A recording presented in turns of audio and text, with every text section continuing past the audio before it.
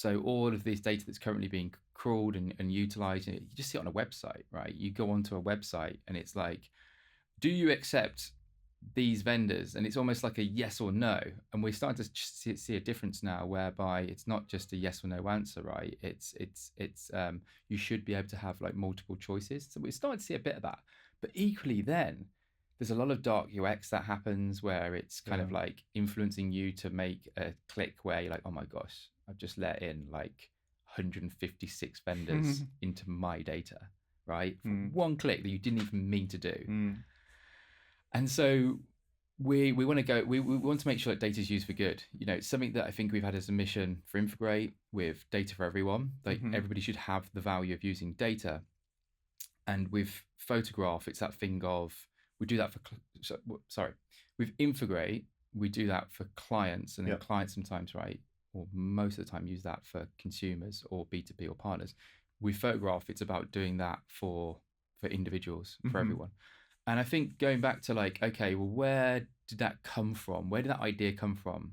And it's probably come from multiple places, but there's definitely been some breadcrumbs that have occurred over time. And it's that value, right, of when you work in an agency or a data visualization studio or any creative agency for that matter, right? You're constantly picking up knowledge from experts, massive challenges that weren't solved then, but you feel like they might be able to in the future. Just picking up all these different reference points. And just on that note, one that really resonates with me is back in about maybe 2013, 2014, we had one of our actual, at the time, first major clients, and it was the Money Advice Service, right? It was a UK government-backed organisation that would help people solve their money problems, and more so people that were on the breadline. So just as Martin Lewis advocates for making sure that people are smart with their money, save money, and don't get ripped off, this was more of a kind of government-backed knowledge, source of knowledge in that department. And so Infograte were like the provider, you know, the exclusive provider for kind of like infographics, but we did a lot more. And there was this one moment, probably year 2, where somebody, it'd be really good actually to go back and find out who was the person who came up with the initial idea, because there was a few people. There was Grant, there was Lucy, and a few other members of Money Advice Service have now gone on to do great things. But they came up with this concept of, and the whole theme was called protecting your world. So it was, okay, as an individual, how can you be protected? How can you be insured for the things that matter to you? And they tried to do it at first. We got all the data right, we got all the insights we do. We start to boil that down, distill it, see what's important. And then we were like, there's too much here. You can't get this really on a page. And if you make the page really big, like an A1, it's still, there's too much.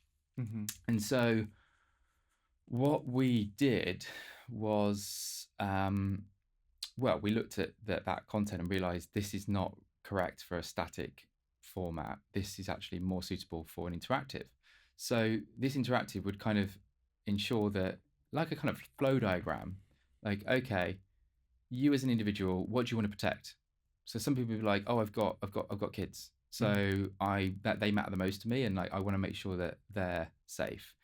Some people, it might be their job. They've got a job that they know that they really depend on highly, and that's what they want to protect.